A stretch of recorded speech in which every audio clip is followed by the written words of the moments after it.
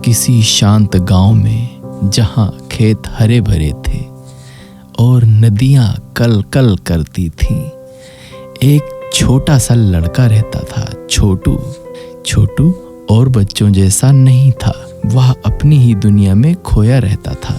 धीरे धीरे सीखता और अक्सर खोया खोया सा लगता।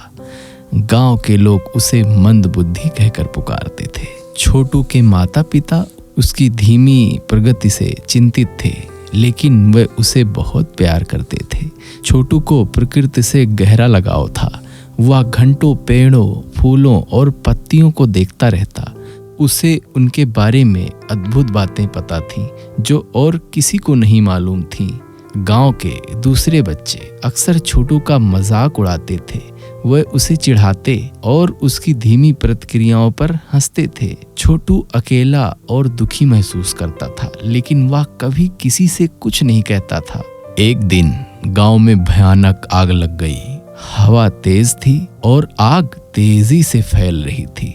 लोग अपने घरों को बचाने के लिए इधर उधर भाग रहे थे। हर तरफ अफरा तफरी मची हुई थी।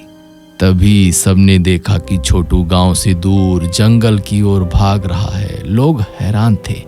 इस खतरे के समय ये मंदबुद्धि लड़का कहाँ जा रहा है? कुछ देर बाद छोटू जंगल से ढेर सारी पत्तियां लेकर लौटा।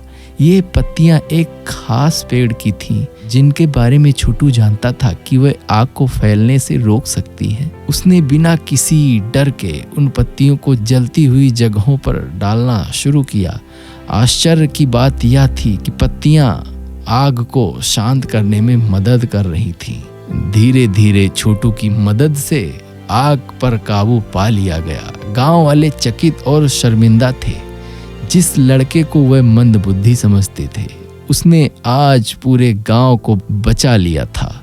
सरपंच ने छोटू को गले लगाया और कहा, छोटू, आज तुमने साबित कर दिया कि हर इंसान में कोई ना कोई खास गुण होता है। हमने तुम्हें गलत समझा। उस दिन से गांव वालों ने छोटू को ज्ञानचंद के नाम से पुकारना शुरू कर दिया और उसे बहुत सम्मान दिया। इस कहानी से हमें यह सीख मिलती है, कभी भी हमें किसी को उसकी बाहरी दिखावट या धीमी गति से सीखने के आधार पर नहीं आंकना चाहिए। हर व्यक्ति अद्वितीय है और उसमें कुछ न कुछ विशेष प्रतिभा छिपी होती है।